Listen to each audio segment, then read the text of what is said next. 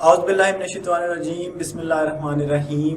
I am your chemistry teacher Shahzeb Kiyani और आज हम लोग डिस्कस करेंगे प्रॉपर्टीज़ ऑफ ऑर्गेनिक कंपाउंड्स। मेरी नज़र में प्रॉपर्टीज़ ऑफ ऑर्गेनिक कंपाउंड्स वाला जो टॉपिक है इसकी हेडिंग बुक में चेंज होनी चाहिए। यहाँ पर होना चाहिए comparison of the properties of organic and inorganic compounds. तो प्रॉपर्टीज़ ऑफ ऑर्गेनिक कंपाउंड्स में हमारे पास origin, composition, covalent linkage, solubility, electrical conductivity, melting and boiling points, stability, combustibility, isomerism और rate of reaction शामिल है। बात करते हैं ओरिजिन की। ओरिजिन कहते हैं कि कहाँ से ऑर्गेनिक कंपाउंड्स को हासिल किया जाता है। ऑर्गेनिक कंपाउंड्स अकर नेचुरली, ऑर्गेनिक कंपाउंड्स जो हैं ये कुदरती तौर पर मौजूद होते हैं। ये वो सब्सटेंसेस हैं जो कि प्लांट्स और एनिमल से ऑब्टेन किए जाते हैं। और ऑर्गेनिक के बाद इनऑर्गेनिक, जैसा कि मैंने आपको बताया कि इस टॉपिक का नाम होना चाहिए था comparison of the properties of organic and inorganic. तो जहां जहां पे हम लोग ऑर्गेनिक पढ़ेंगे उसके साथ साथ बिल्कुल इनऑर्गेनिक की प्रॉपर्टीज को भी कंपेयर करते चले जाएंगे। तो naturally occurring substances are organic and ऐसे कंपाउंड्स जो कि लिविंग, यहाँ पर हम लोग ऐड कर लेते हैं कि नेचुरली अकरिंग स्पेशली ऐसे कंपाउंड्स जो कि मौजूद हैं लिविंग क्रिएचर्स के अंदर, लाइक प्लांट्स में, लाइक एनिमल्स के अंदर मौजूद है। और अगर हम दूसरी तरफ बात करें इनऑर्गेनिक कंपाउंड्स की, तो इनको मिनरल्स में से हासिल किया जाता है, इनको माइन करके निकाला जाता है, रॉक्स से हासिल किया जाता है, पहाड़ों से हासिल किया जाता है। ऐसे कंपाउंड्स को कहा जाता है नॉन लिविंग या फिर मिनरल कंपाउंड्स। ऑरिजिन के बाद बात करते हैं जी इसकी छोटी सी एग्जांपल की। आपके सामने कुछ एक मिनरल्स हैं लाइक सैंडस्टोन, लाइमस्टोन, इसी तरह से स्कोरिया, एम्बर, सोडेलाइट, ब्लू कैल्साइट, इसी तरह से मेलाचाइट, ग्रेनाइट, मार्बल, स्लेट एटसेट्रा। ये सारे मिनरल्स हैं जिससे इनऑर्गेनिक कंपाउंड्स को ऑब्टेन किया जाता है। मैं आपको इसमें से एक सिंपल सी छोटी सी एग्जांपल देता हूँ।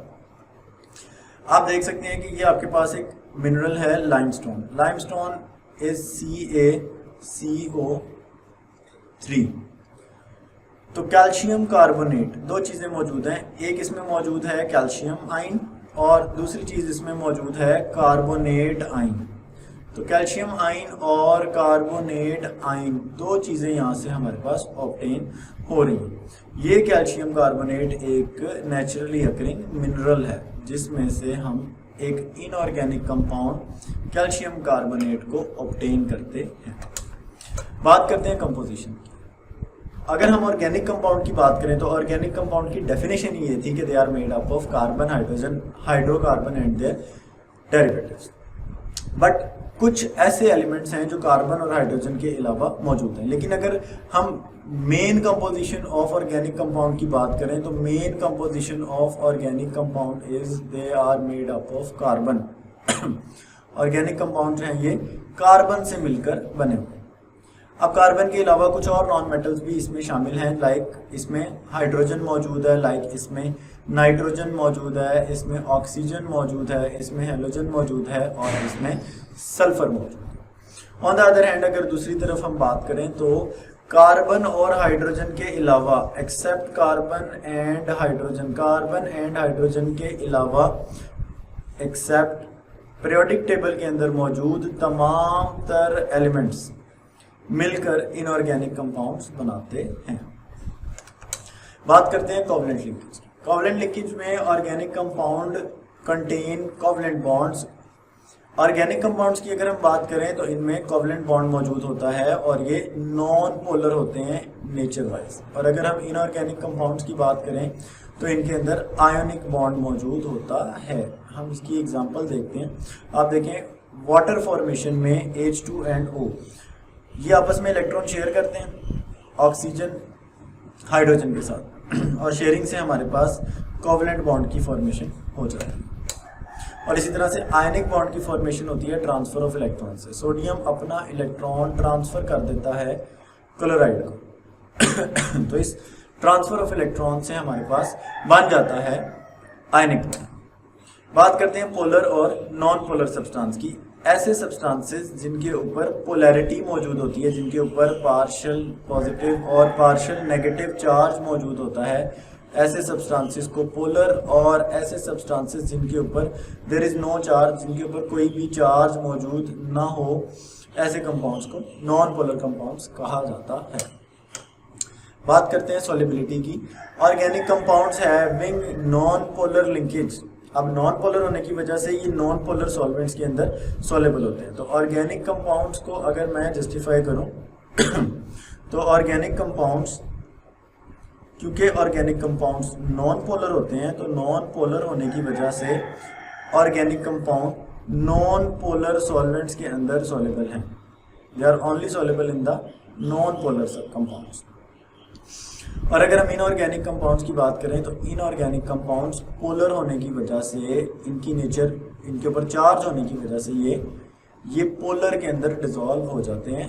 या हम इसको सिंपली ऐसे कह सकते हैं कि ऑर्गेनिक कंपाउंड्स वाटर में सॉल्युबल नहीं होते, they are insoluble in water, ये वाटर में डिसॉल्व नहीं होते। जबकि हम इनऑर्गेनिक कंपाउंड्स की बात करें तो इनऑर्गेनिक कंपाउंड्स वाटर के अंदर इजीली डिसॉल्व हो जाते हैं due to their polar nature. बात करते हैं इलेक्ट्रिकल कंडक्टिविटी।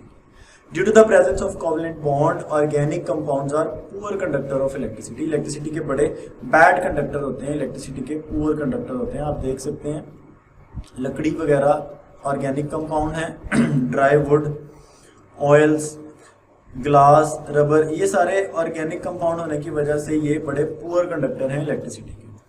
जबकि इनऑर्गेनिक कंपाउंड्स की अगर हम बात करें तो इनऑर्गेनिक कंपाउंड्स इलेक्ट्रिसिटी के अच्छे कंडक्टर होते हैं अपनी मोल्टन स्टेट, पिघली हुई हालत में, या फिर ये अपने एक्वस सॉल्यूशन फॉर्म में आयंस प्रोड्यूस करके इलेक्ट्रिसिटी के अच्छे कंडक्टर हो जाते हैं।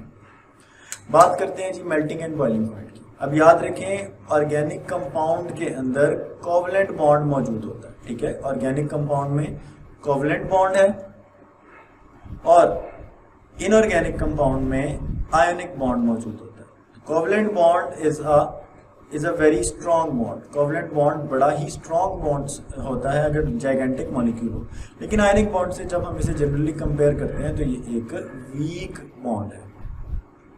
जबकि ionic bond is a very strong bond. Ionic bond बड़ा ही स्ट्रॉन्ग बॉन्ड है जिसकी वजह से इसके high melting and boiling point होते हैं इनऑर्गेनिक कंपाउंड के, और कोवलेंट कंपाउंड या ऑर्गेनिक कंपाउंड के melting and boiling point low होते हैं। और उसकी रीजन है कोवलेंट बॉन्डिंग।